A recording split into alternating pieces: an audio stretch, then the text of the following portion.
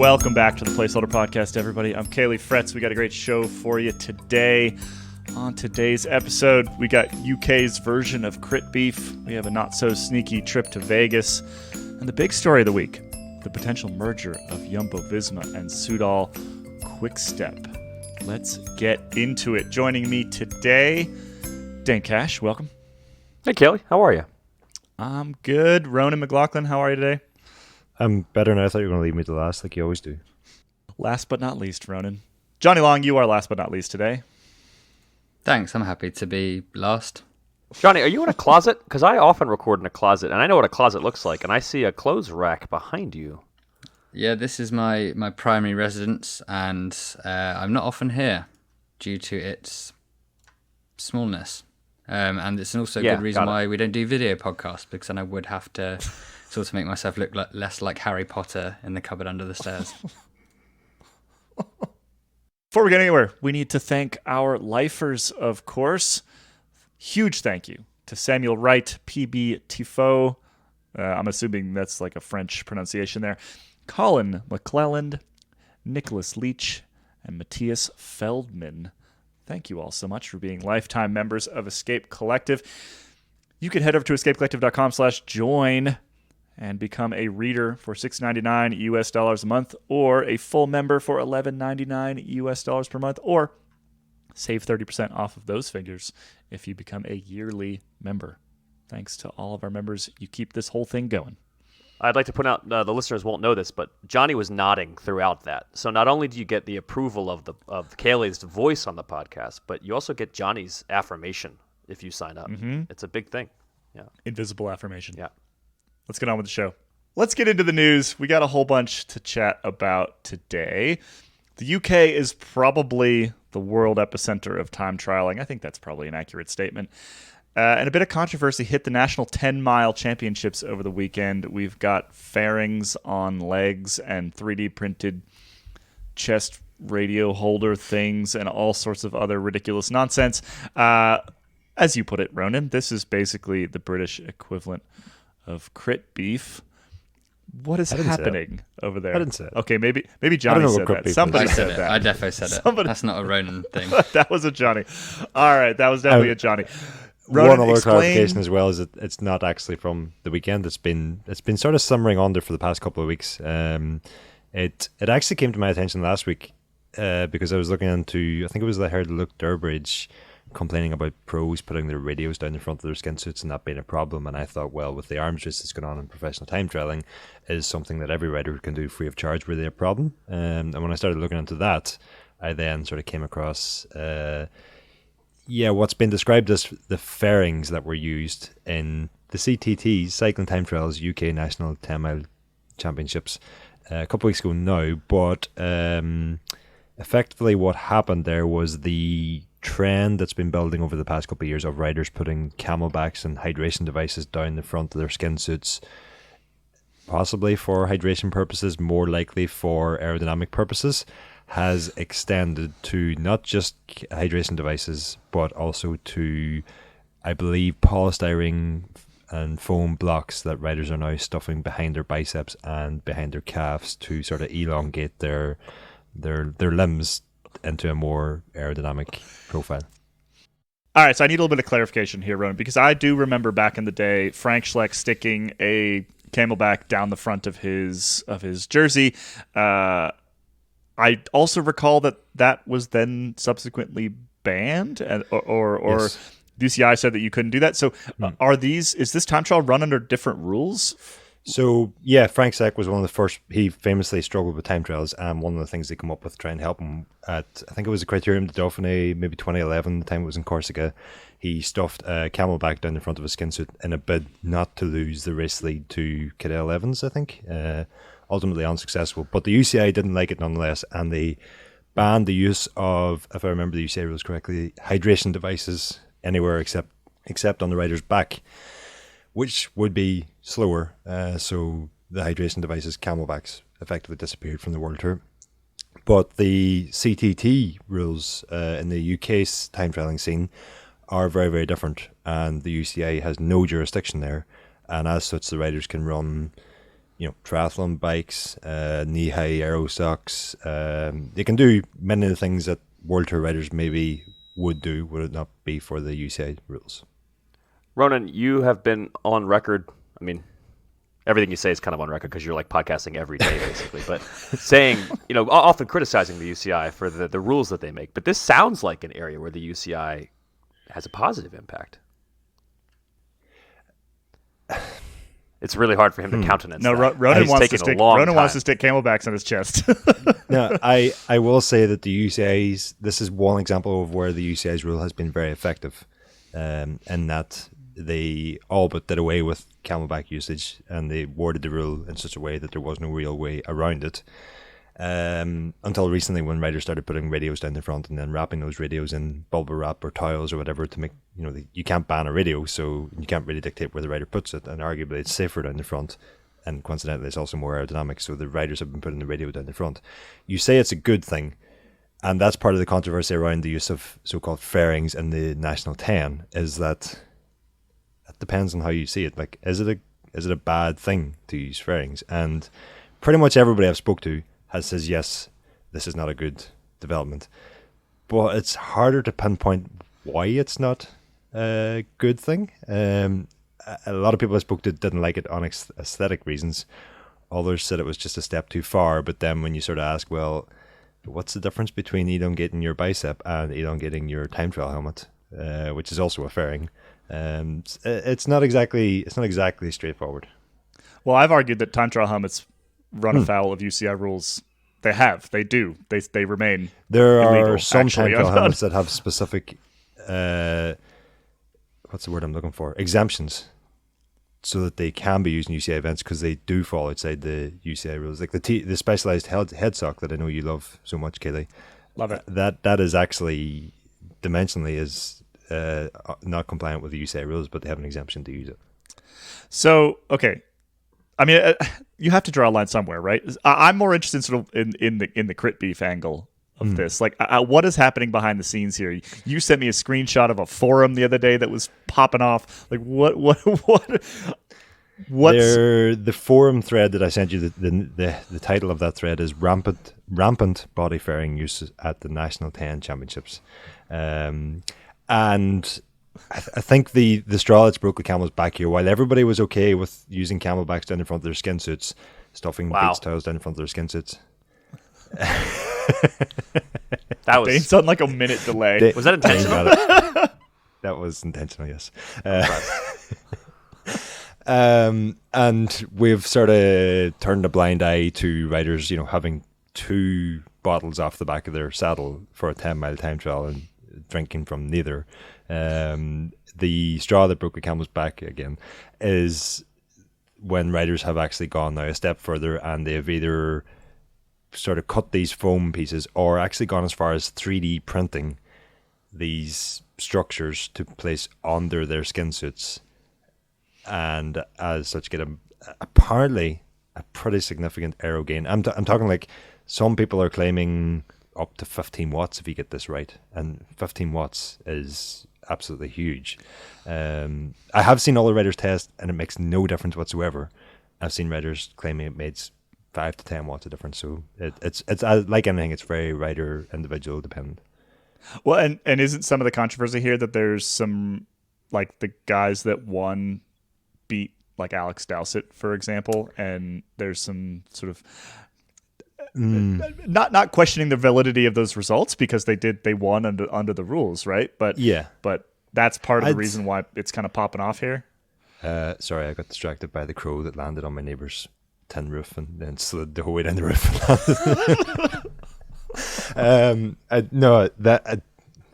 There perhaps is a bit of controversy there. I've actually spoke to Alex Dowsett on this topic, and he has no issues whatsoever with getting pipped by a couple of seconds for a position in the National 10. As he sees it, he was well off the win in a way. It was a win that he was there for. But there is certainly, like, there's another Cycling Time Trials podcast have actually dedicated an entire episode to this subject this week. There is definitely a bit of controversy there, and the controversy is maybe less so between riders and more so between riders and themselves, because anybody partaking in the cycling time trials, UK time trialing scene, is probably all for aerodynamics, innovation, time trial tech. And now we've got this sort of dilemma going on where one half of our brains is telling us that this is going to be faster, this is exactly the kind of thing we love, and then the other half of our brains going, but this is a step too far. And trying to justify why it's a step too far is, and how you would regulate against it, is a very, very difficult thing. For myself personally, I'm back and forth between we talk about making the sport more accessible, and the arms race is a real problem for the UK time trialing scene at the moment. Time trial bikes are costing 20 grand. It's not accessible to the vast majority of riders. But yet we're all getting hooked up on this, potentially banning this gain that could be worth up to 15 watts that is available absolutely free of charge if you know how to roll a beach towel in the right shape. It's like one of the people I spoke to was like, yeah, but it looks stupid. And I was like, do you realize we already look stupid? We're wearing skin tight lycra across our entire bodies, hands, knees, everything covered with pointy helmets. We already look stupid. Now the counter argument is that yes, a beach towel might get you most of these gains, but the problem is, where does it lead? And if I understand correctly, it could already be the case where riders are using CFD analysis and 3D printing to create the perfectly shaped aero structures to stick onto their skin suits, at which point it isn't accessible. But again, how do you stop innovation? Like, it's this is really, really difficult for me personally. Well, so this is why I love this story, and this is why we're leading with this in today's podcast, is because it's like the whole discussion around the UCI rulebook in microcosm, right? In this sort of like being fought on the battlefield of the forums of the cycling time trial series in the UK. Some of the decisions made, yes, we're talking about different rule books here, but like the sort of philosophical decisions around what is acceptable and what is not, I think, could have larger ramifications on the rest of the sports. This stuff can sort of spread. At some point, you end up on recumbents, right? So like there has to be a limit somewhere. And that's the strange thing about it as well, because there's this unwritten rule. Actually, no, it's not unwritten. It's entirely written that you cannot ride on a recumbent. It might not be written in that way, but the rules are written in such a way that you actually just can't ride a recumbent. And although each and every time trialist knows that a recumbent with a fairing wrapped around it will be the fastest way to pedal yourself across any point from point A to point B, our minds still never go there, because the challenge and the unwritten part of it and the sort of agreement or the code with everybody who takes part is that you have to be above your bike and it has to be a bike. And you don't really, the rules don't even really need to say that for everybody just to agree, like, that's the starting point. The difficulty then is, where do you draw the line? And, we're now in a position where, a $5,000 skin suit is deemed acceptable, but this other thing that could be absolutely free of charge, you just take a beach towel from home, is deemed unacceptable by quite a few, myself included sometimes, and then other times I'm like, no, it's okay. It's and then you could say, well, we're simply going to ban camelbacks for anything less than a 25-mile time trial, and we're talking about accessibility.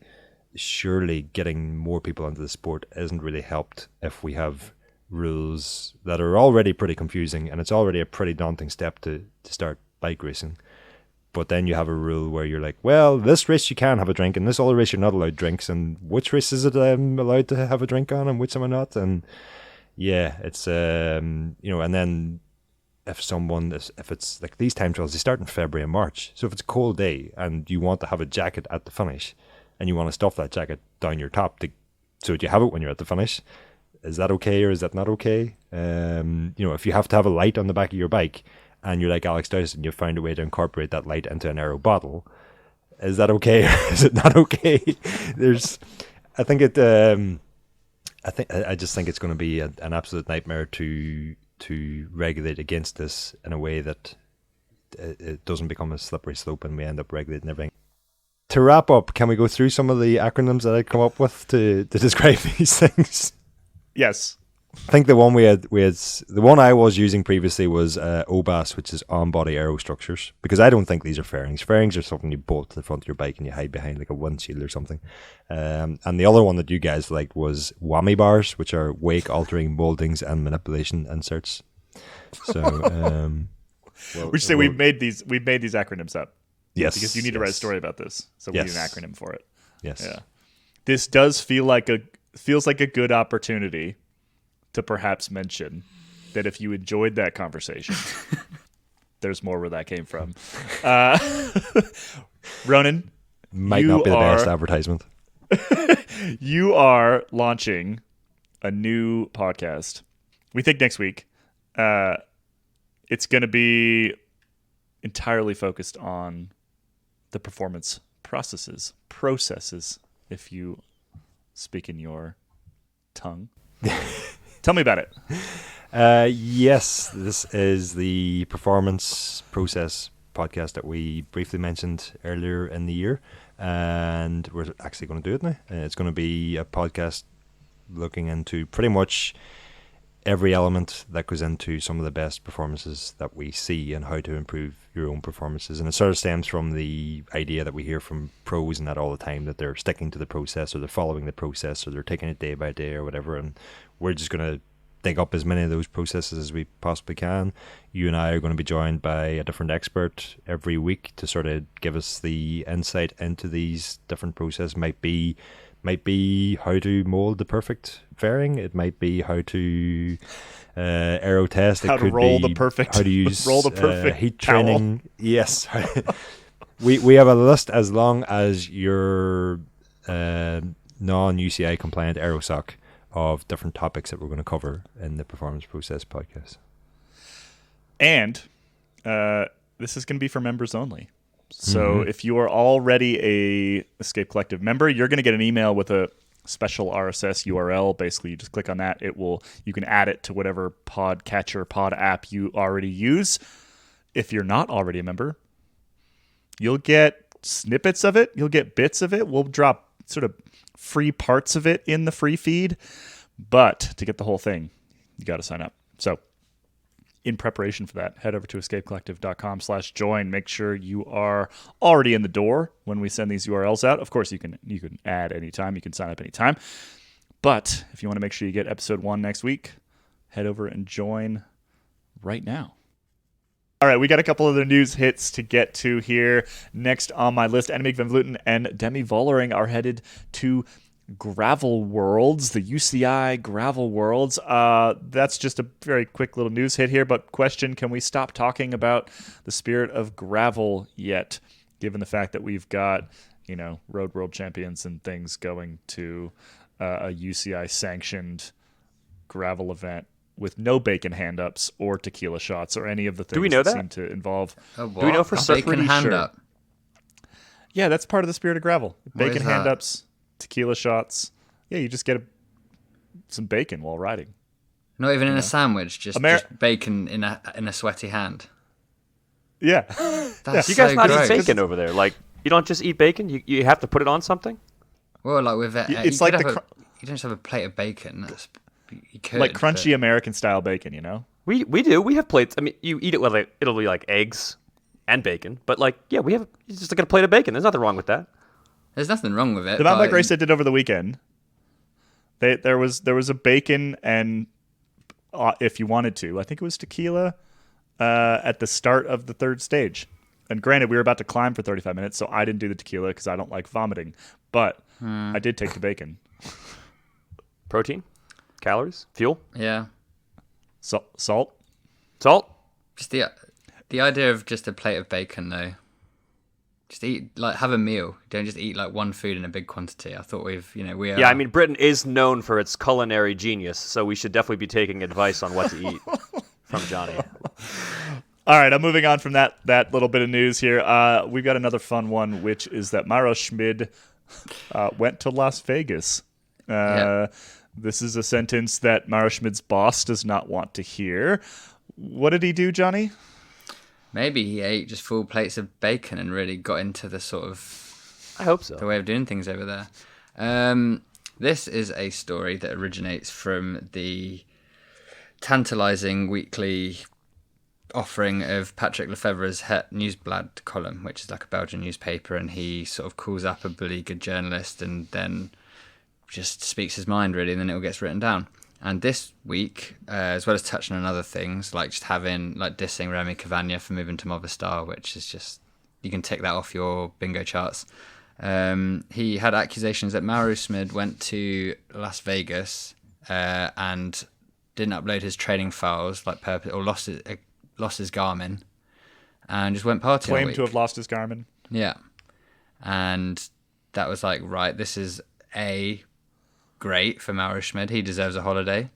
And I'm glad that he was just like, you know what, I'm just going to lie. I'm just going to say such a bait. It's like any job. You turn up and you're like, oh yeah, I was sick today. Or, you know, I don't know, the cat did something. Just obviously false. But then Mauro Schmid went back by just posting a Strava ride of like 94 kilometers going west out of Las Vegas into the mountains, and was vindicated, I guess. And then said that he'd never lost his Garmin. He never said that to anyone, but his bike had been delayed for 2 days arriving there. So this is my question. I've ridden in Vegas. Like the riding is actually quite good in and around. Well, not in, around Las Vegas. There's Interbike used to be there. The sort of big major bike trade show. Some of the mountain bike trails around there are fantastic. There's a bunch of good riding.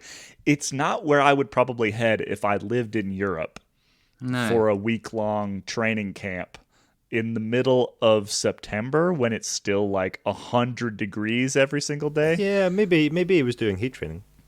You could go a lot of other places that aren't Las Vegas.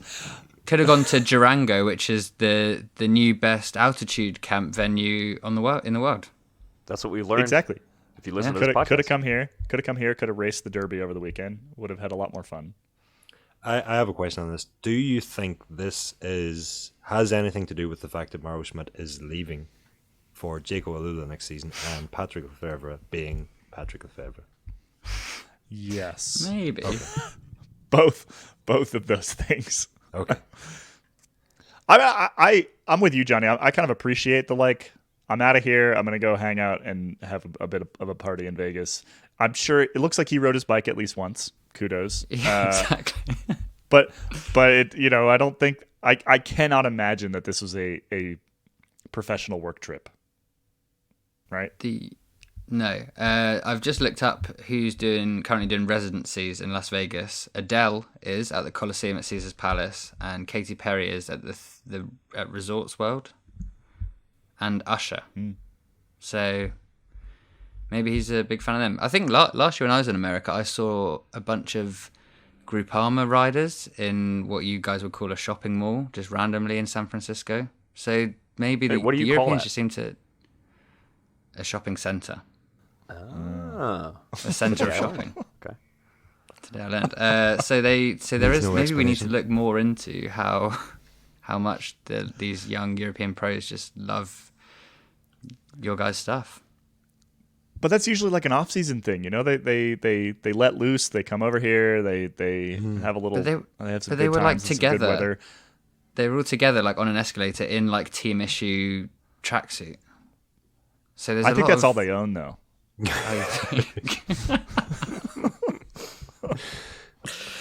They just keep it on all the time. I'm just saying, Mauro Schmid. He raced the European Championships over the weekend. And so he still had more racing, like imminently coming up, and he decided to go to Las Vegas. I am not begrudging him going to Las Vegas. No, to be very clear, he's switching teams. He just finished off the majority of his season. Go for it, man. Have a good time. Yeah. But I cannot imagine that was a training camp. It's also worth noting on Lefevre's column that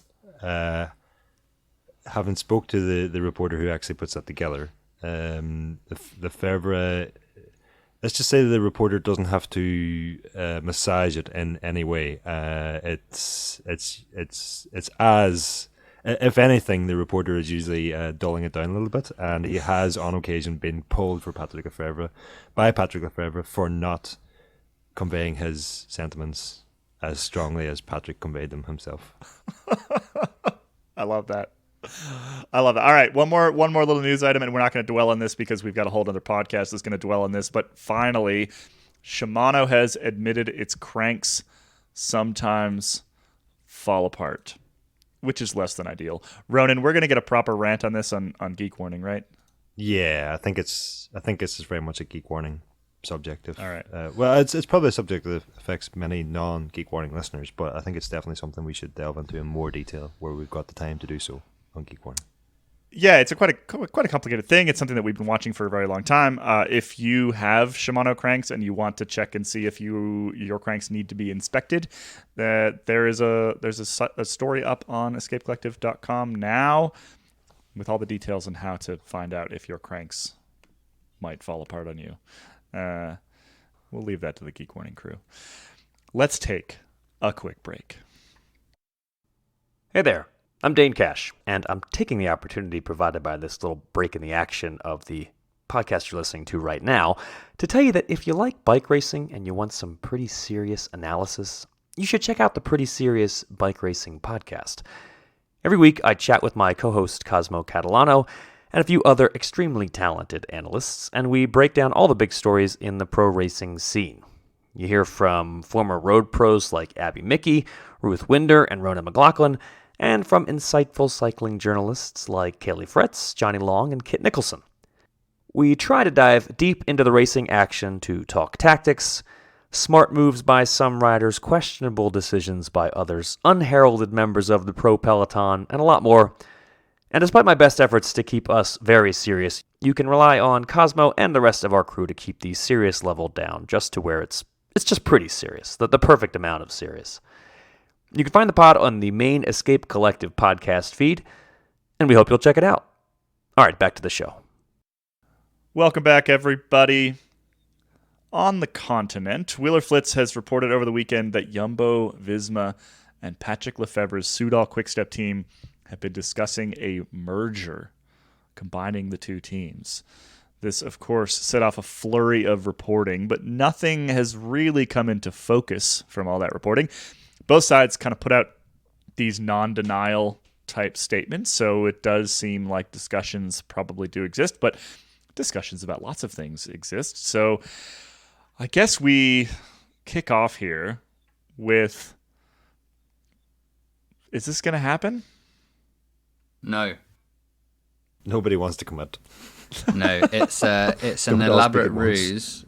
It's Patrick Lefevre trying to use the media to put about that he's thinking of another deal when really he wants Jim Ratcliffe's money, and he's trying to expedite that process because Ineos currently only have 15 riders for next year, which last time I checked is half of a World Tour squad. So then if they merge that with half of a Quick-Step squad, then who also perfect. have only very few riders for next year, no? Yeah, they have like 22 or something, but they're still missing a fair chunk. Yeah. I feel like we all probably need to talk about the merger of Soudal and Jumbo, but like, wouldn't a merger of Soudal and Ineos also be bad? Like that doesn't that's not a lot better. It's much better. I think either way, and not to cut the end of this conversation, but I think either way, if this is even being discussed, it just shows you how, insert beep here, effed up cycling is as a whole. That first of all, the team who won all three Grand Tours and had first, second, and third in the final Grand Tour of the season cannot get a sponsor on their own.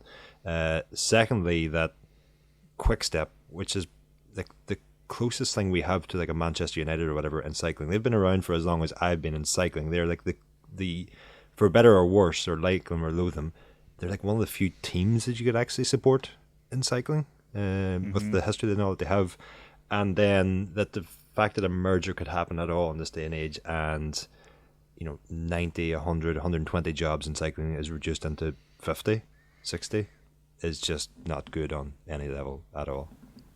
Yeah, that's what I'm thinking, Johnny, when I say that it's bad either way. Yeah, but I think this one would be better because then at least you'd probably have someone to hopefully take on Jumbo-Visma rather than just being even better and having the top four at the Vuelta next year. We could do without that again. But yeah, it does make you think. How can Jumbo-Visma be struggling to find that much budget? Is there just no? It's crazy. Well, they apparently turned down sort of an offer, or they were having discussions with a Saudi entity, and other sponsors that are involved with the team basically said, if you bring this sponsor on, we're all out.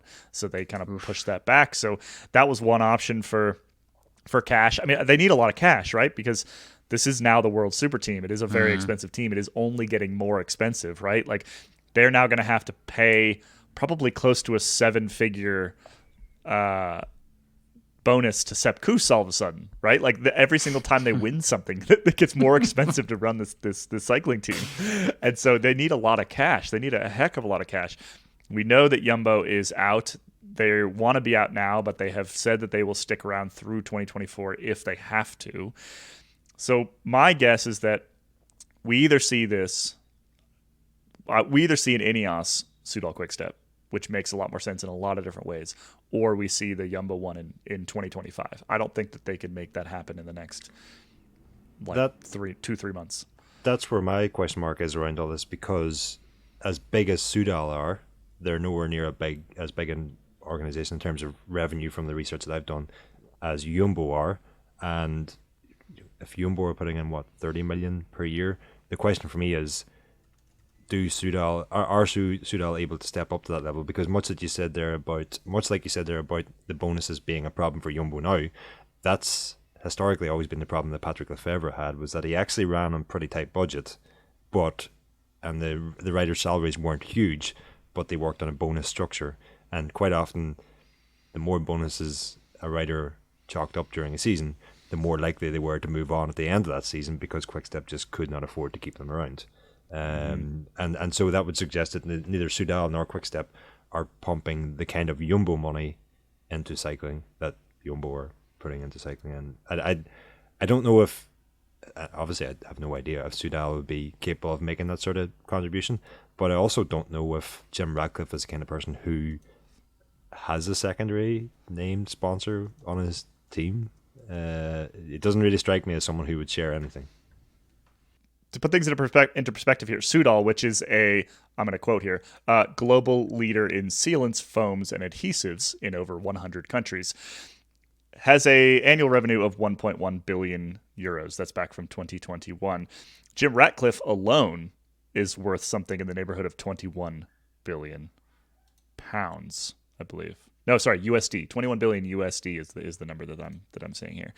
So Soudal is a big company. They probably have enough marketing budget to dump tens of millions into a cycling team if they really want to.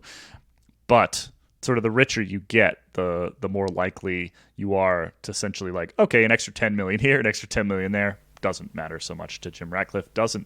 You could even say doesn't matter as much to a giant company like Jumbo.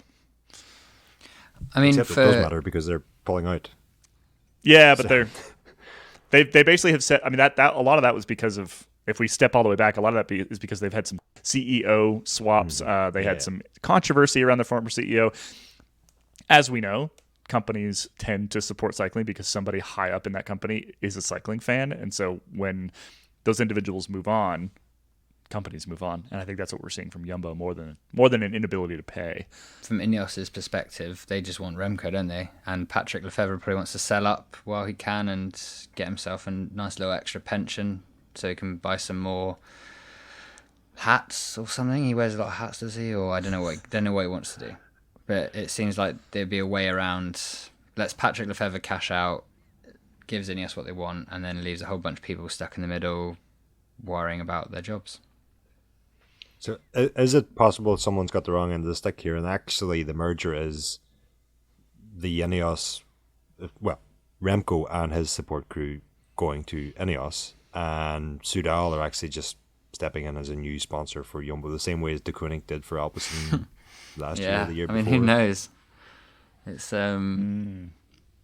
It's good. It's good how leaky everything is, though, because if things just came out straight away, we'd have nothing to talk about. There would be no sort of interest. That everybody wins. New facts would just be there.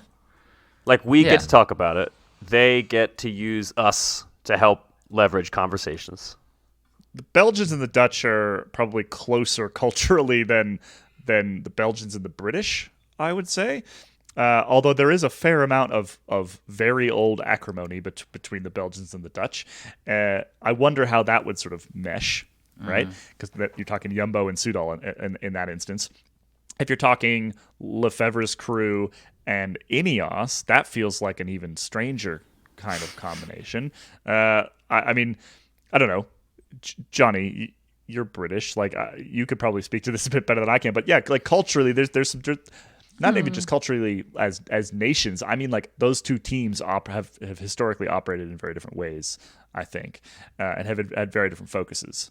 I think the Brits on Soudal-QuickStep, like there's a couple of staff and a few riders, they seem to get on with it quite well. I think they probably quite appreciate how forthright the Belgians are. I think it's probably more difficult if it was like French and British or Spanish and British. I think with the Belgians, they kind of and the Dutch, they just kind of say exactly what they think. And even though it's a bit disarming, it kind of is like a straightforward way to live.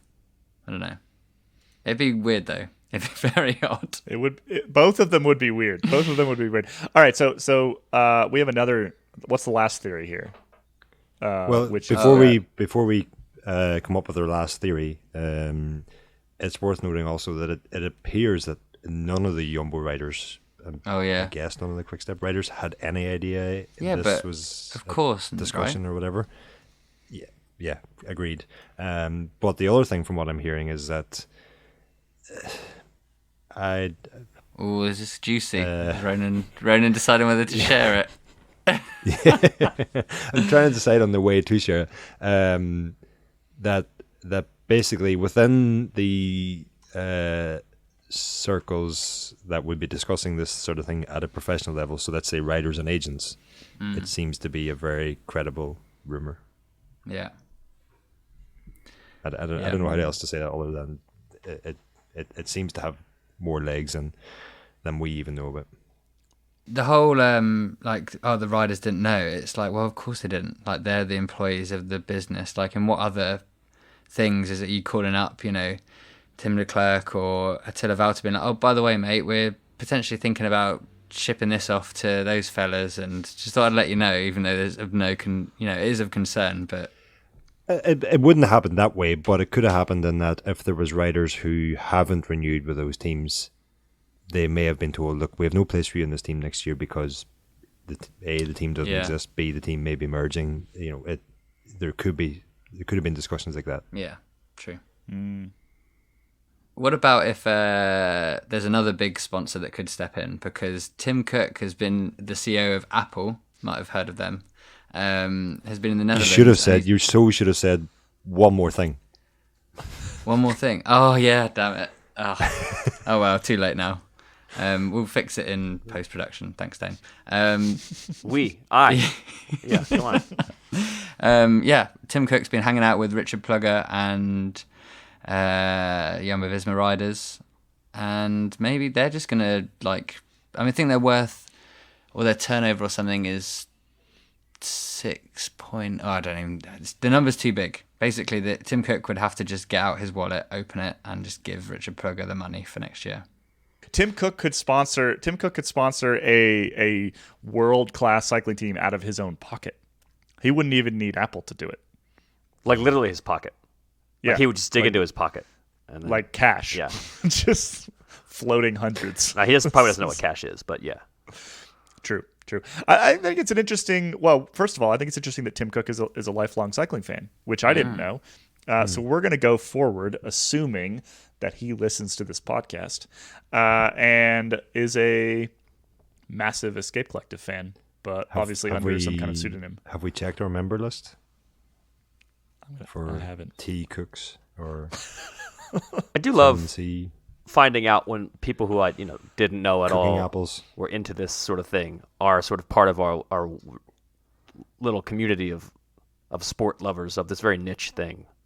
Like you feel a kinship. It's like, oh yeah, Ben Stiller and we have this thing in common. Like you just know that Ben Stiller has maybe these days he's watching GCN, but like, can you just imagine Ben Stiller 10 years ago pulling up Tiz Cycling and trying to click away all the ads so he could watch the Vuelta?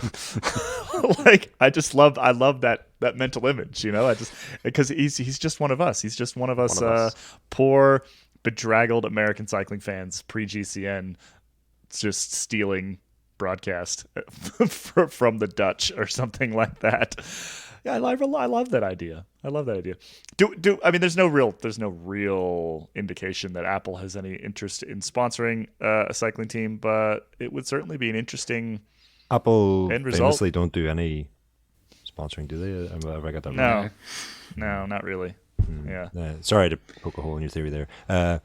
The more interesting thing for me from that tweet was the mention of Relive CC, which was like one of the original Strava integrations and plotted your route in a 3D way across a virtual terrain. And I thought that thing had just like disappeared, but Tim Cook's tweeting about it, and then all of a sudden the Relive CC Twitter account is live again, retweeting said tweet. I mean, if Tim Cook tweeted about me, I would retweet it also. So, not holding that against him. Is it retweet or re-X these days? I don't know. I don't really. We're sticking with Twitter. Okay. We're sticking with Twitter. But yeah, that was the more interesting thing for me. Well, if you want more on Apple Visma, make sure you head over to escapecollective.com because Jonny has imagined what this team would look like, including some really quite superb Photoshop of Richard Pluga, Jonas Vingegaard, and Wout van Aert in the classic Apple Steve Jobs turtleneck. It's an excellent piece. We're going to take a quick break.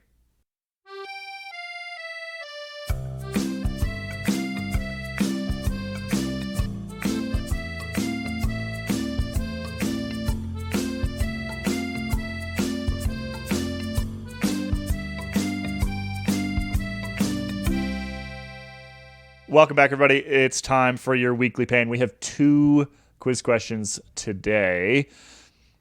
We're going to do this. The first one is going to be relatively simple rules here.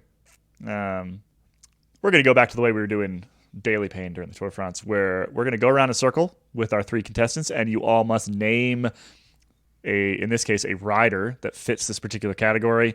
And if you cannot, then you are out. And the other 2, and then the last man standing gets the micro point. Whoever gets the most micro points in our 2 games, we only have 2 today, gets the big kahuna point, the big point for the week. So the second game is going to be another Price is Right game. So that'll go quick. So your category is, gentlemen, riders currently in the top 20 of the UCI World Tour men's ranking. Currently in the top 20. And we're going to kick off with Dane. Tadej Pogacar. Correct. Oh, I need to select somebody else. Ronan. Van Aert. Van Aert is in there. Jonny. Primož Roglic. Yep. Dane. Christophe Laporte. 21st. 21st! You are out. Oh, man. You are out. Ronan, keep it going. Vingegaard. Yep. 2nd place. Jonny. Jasper Philipsen. 8th. Ronan. Van der Poel. 7th. Jonny. Mads Pedersen. 6th. Ronan. I'm like completely taking a mind blank here. I had a name on the edge of my lips, and now I can't get him. You have Geraint Thomas. Nope. Yep, Darren Thomas is 31st. Jonny, if you get one right, you get the point. I'm going to go with Adam Yates. Yes, 9th. Actually, both Yateses would have qualified. Adam Yates in 9th, Simon Yates in 15th. Jonny, you get the point. Congratulations. Woo. Can I just say I was going to say Remco? Oh, Remco also would have Before worked. I forgot about took the mind Remco. blank. What the In hell? 3rd. Sepp Kuss would have worked. Arnaud Delis, Matej Mohoric, Mark Hirschi, Pello Bilbao, Nielsen Palace. Now we're doing Now we're doing Price is Right rules on this following question. You each have an opportunity to give me an answer. If you go over, you are out. Closest without going over wins. What is the average speed in kilometers per hour of all World Tour races this year? Johnny, we'll start with you. I'm going to go 43.6 kilometers an hour. All right, Johnny, 43.6. Ronan, what do you think? I'm just going to go flat 42. Dane. I have a whole. This is harder for me because you made me do this in kilometers, and I have a miles in my mind. But then I decided, why would I translate miles to kilometers when I could just go in between Johnny and Ronan? So 42.1. No points for anybody. You're all over the average speed of World Tour races across the entire calendar, 41.7 kilometers per hour. So I should get a point for that. Quite close. Nope. I should get a point for that. Come on. No Price points. is wrong. All right, so Johnny's the only one that gets a point. Johnny gets the big point. Congratulations. That brings our... Hold on. Let me pull up. I think I'm top now. Let me do the math here. We can all do the math, kid. It's okay. Wins. Move on. It's okay. We all know how this. We can all add one to Johnny's score. That's okay. It's 3 because he gets the big win. Oh, it's I like actually did the soccer math. rules. Yeah. Yeah. I know this is going to shock you, but I did the math wrong last week. And so our current standings are Dane with 4 points, Kit with 5 points, Johnny with 7 points, Ian and Ronan tied with 1 point. Wah, wah. At some point, so I am also keeping track of how many times each of you have played, and so we'll even it up by the end of the season. There's also Jeopardy at the end of this. Johnny, what did we decide that that the we loser... appear to know nothing about the sport that we work in? Is that the Jeopardy? I thought you guys did pretty well today. I we think forgot we're going to come up Renport. with we're going to come up with some sort of punishment. We were thinking of doing like a prize, but I don't think it's very entertaining for like people to listen to us get something nice. I feel it's better and will inspire more competition if there's some terrible punishment that the loser would have to do. But we'll come up with the wrinkles. And I'd also just like to say, Ronan, if you want me on one of your episodes of The Process to teach you how to be less bad at these quizzes, I'm available all the time, so let me know. Wow. Thanks.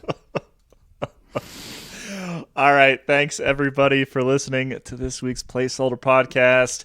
Thanks, Ronan. Thanks, Dane. Thanks, Johnny, for joining. If you're not already a member, head over to escapecollective.com/join. Make sure that you're all signed up ahead of Ronan's new pod showing up next week. We'll be back next week with another episode.